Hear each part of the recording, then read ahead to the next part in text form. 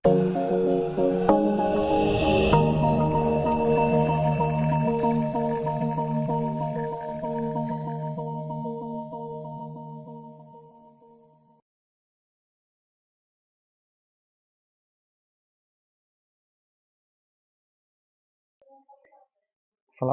warahmatullahi wabarakatuh. Jumpa lagi di kuliah Matematika Komputasi yang lanjutan. Pertemuan ke-12 ya.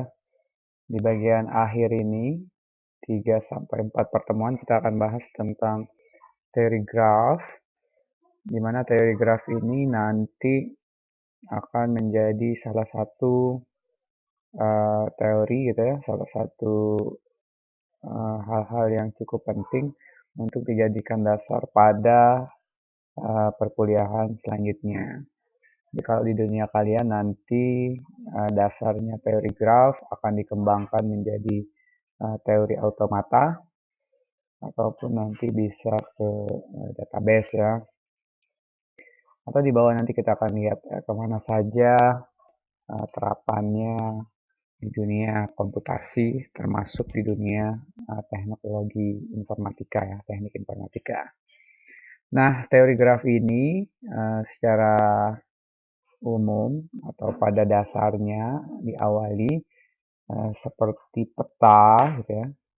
Jadi peta yang kita punya, kota, kemudian dihubungkan oleh jalan, ruas jalan, itulah sebenarnya teori graf yang paling dasar ya, paling awal. Jadi graf itu digunakan untuk mempresentasikan objek-objek diskrit dan hubungan antara objek tersebut. Jadi sederhana ya, masih ada hubungannya dengan matematika diskrit atau masih ada hubungan dengan definisi diskrit bahwa objek-objek yang kita kaji dalam graf itu diskrit. Contohnya adalah kota. Kota itu kan selalu bulat ya, 1, 2, 3 dan seterusnya. Tidak ada 4,5, 5,5 seperti itu. Dan hubungannya ya, jadi nanti antar kota itu dihubungkan. Jadi persis seperti peta ya. Jadi ada kota, ada jalan. Atau pertama sekali sebenarnya sejarah teori graf ini berasal dari masalah jembatan Königsberg ya, tahun 1736. Jadi sudah hampir 300 tahun, 3 abad ya, ilmu teori graf ini. Jadi jalan seperti ini, di sana itu ada namanya jembatan Königsberg ini, ada ruas jembatan sebanyak berapa tuh? 7. Kemudian itu ada aliran air ya. Jadi yang ini aliran airnya, sungai. Nah, yang ini sungai, bukan jalan ya. Jadi di mana di situ ada daratan semacam apa delta ya. Di tengah sungai dia membentuk pulau. Kemudian dari pulau itu dibuatkan jembatan. Nah, ini air ya. Jadi untuk sampai ke pulau itu bisa menggunakan jembatan 1, 2, 3, dari daerah yang lain juga 4, bisa juga ini 5, 6, dan 7 ya. Nah inilah sebenarnya awal dari masalah teori graf itu. Jadi masalahnya adalah bagaimana seseorang ingin mencoba setiap jembatan itu, bisa mengunjungi jembatan itu sebanyak 1 kali dan terlewati semua daerahnya ya. Dari situ maka dibuatlah konsep seperti ini. Jadi digambarkan jadi teori graf. Atau ini, nah ini peta ya. Jadi ada titik dan garis itu yang didefinisikan dengan graf. Oke, selanjutnya. Jadi graf itu hanya 2 ya, sangat sederhana. Ada simpul vertex menyatakan daratan, ini di kasus yang ini ada sisi ya atau edge ya. Jadi ada himpunan FE ya. Nah, dari masalah itu maka dinotasikanlah di dalam matematis dengan graf G sama dengan himpunan VE ya, vertex dan edge ya, vertex titik dan garis. Jadi kembali ke topik himpunan bahwa graf itu minimal terdiri atas titik dan garis ya. Walaupun nanti graf minimal itu yang penting ada titik ya. Bisa saja nanti satu titik yang tidak punya hubungan kemanapun ya. Dia terisolasi. Jadi vertex edge itu adalah himpunan yang menyusun graf ya. Jadi titik garis V himpunan tak kosong, nah tidak kosong dengan simpul vertis V1, V2, Vn. Simpulnya bisa dinamain V1, V2, Vn. Bisa dinamakan V1, boleh. Atau kadang langsung dibuat 1, 2, 3 ya. V2, V3, ini V4 ya. Maka E-nya himpunan sisi edge atau jalan ya yang menghubungkan sepasang simpul. Misalnya ini kita namakan E1, menghubungkan V1, V2. Ini misalnya E2, namanya sembarang ya. E2, E3, ini E4. Harus dinamain semuanya. Ini E5. Nah, inilah yang dinamakan dengan graf. Ada titik, jadi dia titiknya tidak kosong. Sedangkan edge-nya, sisinya tidak ada kata tidak kosong, berarti dia boleh kosong. Jadi minimal graf itu bisa saya buat seperti ini. Ada satu titik atau banyak titik, satu titik atau banyak titik yang tidak ada hubungannya. Nah, ini juga termasuk graf ya. Jadi mereka saling terisolasi. Oke, jadi A itu adalah graf sederhana. Ini sederhana karena dia hanya menghubungkan satu titik. Titik satu dengan titik yang lain dengan satu jalur. Sederhana ya. Yang B itu graf ganda karena ditemukan ada satu kota atau antar dua kota ini dengan dua jalur ya, ganda ya. Kemudian ini graf semu, yaitu dia ada looping atau apa namanya ya, dari kota itu dia balik ke kota itu lagi ya, tanpa melewati kota yang lain. Nah, looping ini biasanya sering dipakai di pemrograman ya. Jadi kalau kalian nanti memprogramkan sesuatu, dia akan looping lagi ke bagian awal gitu kan. Kalau di kuliah pengantar teknologi informasi mungkin ya, pada saat Anda memesan sebuah pesanan, misalnya ya, tidak, pada saat tidak, maka dia akan balik lagi ke atas. Nah, looping itu namanya ya, mengulang lagi. Kalau iya, dia akan lanjutkan ke instruksi berikutnya. Kalau iya, lanjut lagi. Tapi kalau tidak, dia akan balik. Nah, peserta yang dinyatakan lulus di ISB Atmaluhur. Jika ya, maka melakukan registrasi. Jika tidak, daftar lagi misalnya seperti itu. Itu kan loopingnya. Oke. Apalagi nanti di bahasa program ya, jika sudah masuk if then itu ya, if then else. Nah, else itu biasanya dia akan looping lagi. Ini ya tentang definisi graf. Jadi titik dan garis, titiknya harus ada karena tidak mungkin ada garis sendiri seperti ini, tidak mungkin, haruslah ada titik. Jadi harus dimulai dari titik atau vertexnya ya, vertexnya. Kemudian ini pada contoh pada gambar 2, G2 itu kita punya himpunan titiknya 1, 2, 3, 4. Kemudian S-nya kadang-kadang dituliskan seperti ini, boleh. Menghubungkan titik 1 ke 2, 1 ke 3, 2 ke 3, 2 ke 4, 3 ke 4. Semuanya dituliskan ya. Atau kalau dia sudah punya nama, tinggal kita cari. 1 ke 2 itu dinamakan dengan E1. Kemudian 2 ke 3 kita cari E2 dan seterusnya ya. Kemudian gambar yang ketiga sama, ada titik 1, 2, 3, 4. Kemudian karena ada namanya S-nya, kita kasih nama ya. Namanya sembarang ya, jadi cukup urut S1 sampai habis ya. Yaitu edge ya, edge atau sisi, boleh. Jadi ini graf sederhana, karena hanya dihubungkan hanya satu-satunya jalur dari kota itu ke kota lainnya. Yang ini ganda karena bisa dua jalur. Yang ini semu ya, karena ada graf yang balik lagi ke dirinya sendiri tanpa melewati kota-kota yang lain. Oh, ini ya, sisi ganda. Tidak perlu terlalu inilah. Yang penting ganda dia punya paralel ya, multiple edge atau paralel. Bahkan lebih juga sudah dikatakan sebagai ganda ya. Nanti ada 3 jalur, 4 jalur dari kota A ke kota B, itu merupakan graf ganda. Gelang atau looping, nah itu pada C tadi ya, graf sana. Nah, jenis-jenis graf yang pertama graf sederhana, simple graph. Graf yang tidak mengandung gelang ataupun sisi ganda, tidak ada loopingnya, tidak ada gandanya, sederhana ya. Sedangkan kedua adalah graf yang tak sederhana, unsimple graph ya, yang mengandung sisi ganda atau looping ya. Ini gelang, ini terjemahannya, gelang itu berarti dia ya looping tadi. Nah, kemudian berdasarkan arah, graf juga dipisahkan menjadi graf yang tak berarah, jadi sama saja dia.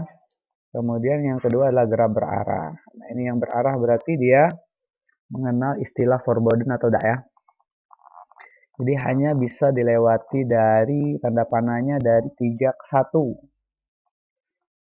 Berarti 1 ke 3 tidak bisa. Ini contohnya. Dari 3 ke 1 hanya bisa dilewati 3 ke 1. Makanya kalau dia mau balik lagi ke sini tidak bisa. Tidak bisa ya. Ini seperti fungsi yang kalau pergi dia fungsi, kalau pulang bukan fungsi lagi ya. Jadi dia sesuai arahnya. Kalau dia ingin menuju kota yang lain juga, misalnya dia mau 1 dari 3 ke 1, kemudian balik ke 3, maka dia tidak bisa pulang langsung, harus cari jalan kedua, baru mungkin ketiga, atau kedua, keempat, ketiga boleh. Asalkan arahnya menuju ke situ ya. Jadi itu gampang, tak berarah dan berarah, ada panahnya dan tidak ada panahnya. Nah, contoh terapan graf itu pada rangkaian listrik. Ini ada baterai ya, ada resistor, ada penghambat, hambatannya. Nah, seperti ini. Maka titik-titik simpangannya itu dinamakan dengan misalnya titiknya ya. Nah, ini rangkaian. Bisa juga pada isomer senyawa kimia. Yang ini.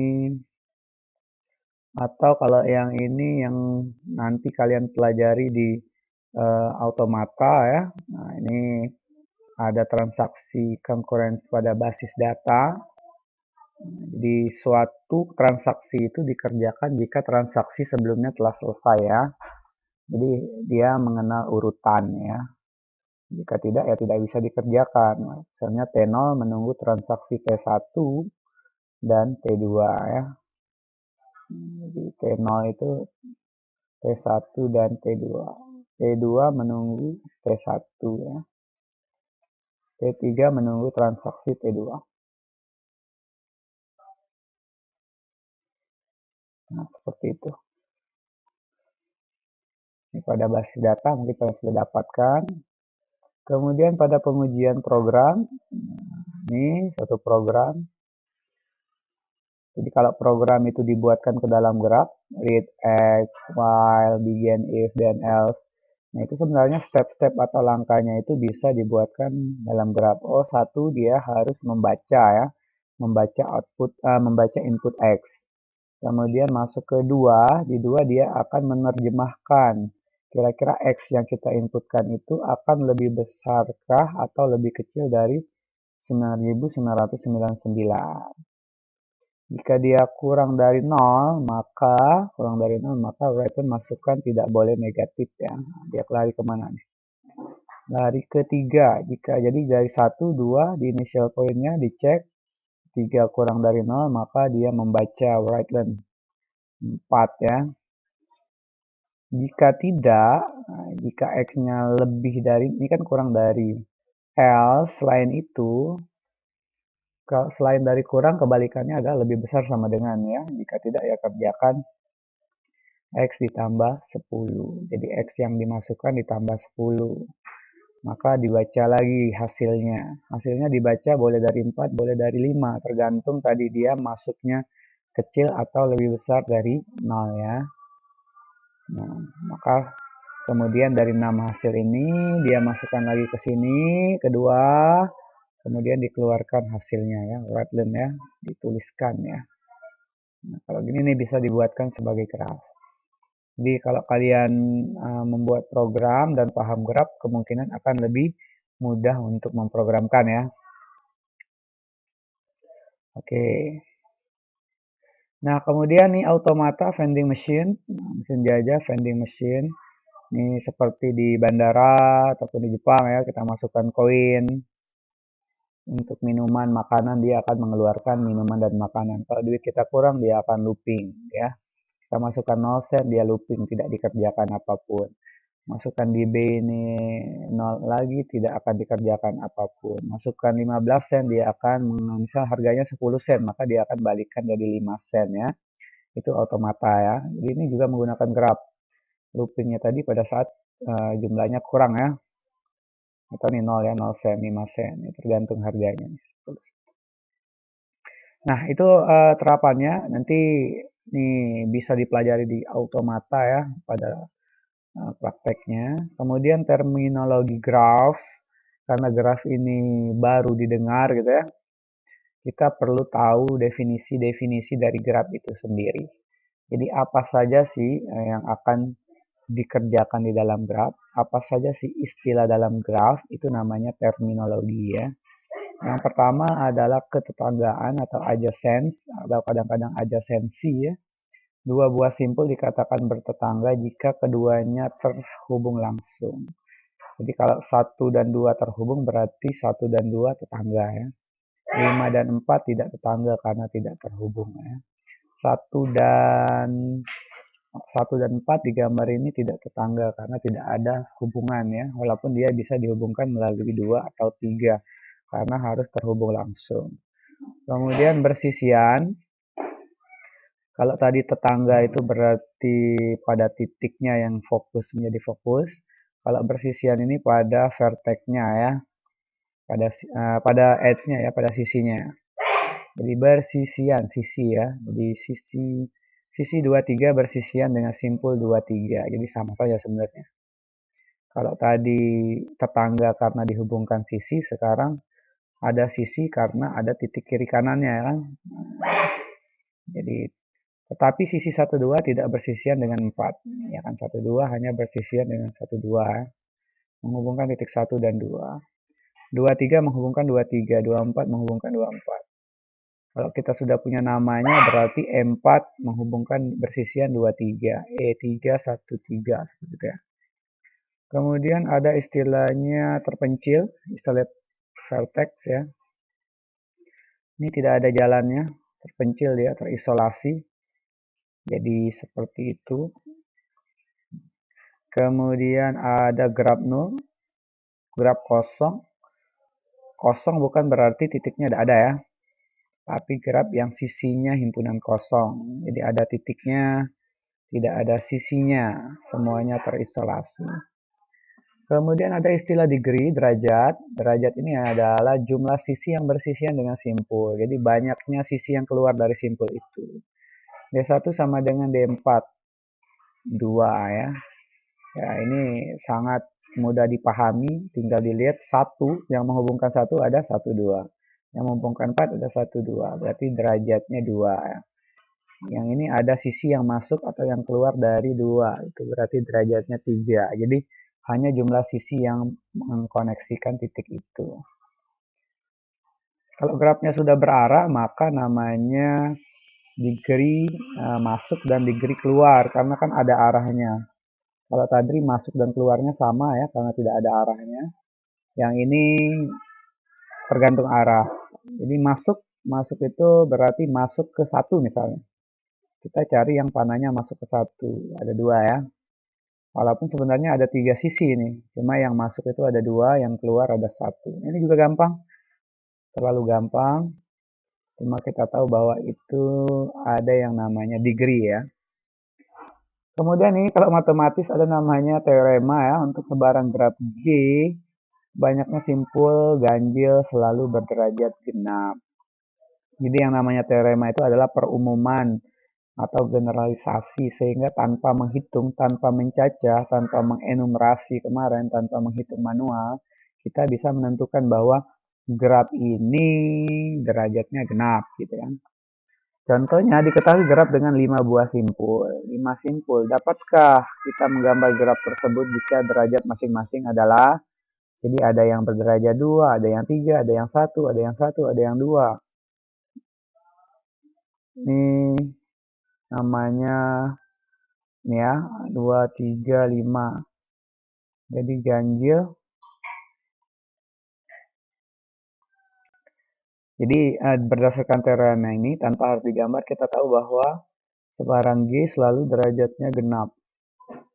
Jadi sebarang, kalau simpulnya ganjil harus genap jumlahnya, dijumlahkan ya. Oh, ternyata jumlahnya 9. Itu artinya kita tidak perlu menggambar, karena graf ini tidak akan bisa digambar ya. Jadi fungsi teorema seperti itu. Tanpa bersusah payah nyari gambarnya, kita tahu bahwa graf itu tidak akan punya gambarnya. Yang ini bisa digambar yang kedua karena jumlahnya genap ya. Berikutnya adalah lintasan atau path ya. Lintasan atau path. Nah, lintasan yang panjangnya n dari simpul Fresnel ini. Nah, jadi lintasan ini bayangkanlah seperti jalan ya. Dia boleh dilewati berkali-kali, yang penting ada lintasan. Buat lintasan dari 1 ke 2 selesai. 1 ke 2 maunya 1 2 1 2 1 2 1 2 bolak-balik boleh.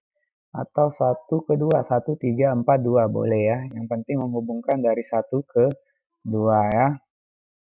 Jadi panjang lintasan.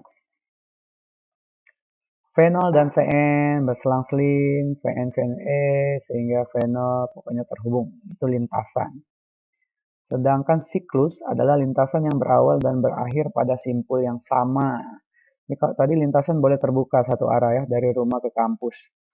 Melewati Sungai Liat, melewati apa lagi? Misalnya jembatan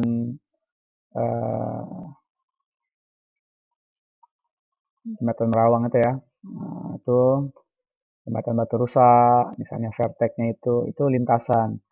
Tapi pada saat nanti dia berakhir dan berawal di situ lagi, walaupun dia boleh bolak-balik ya, boleh melewati titik itu lebih dari satu kali, berhenti lagi. Sudah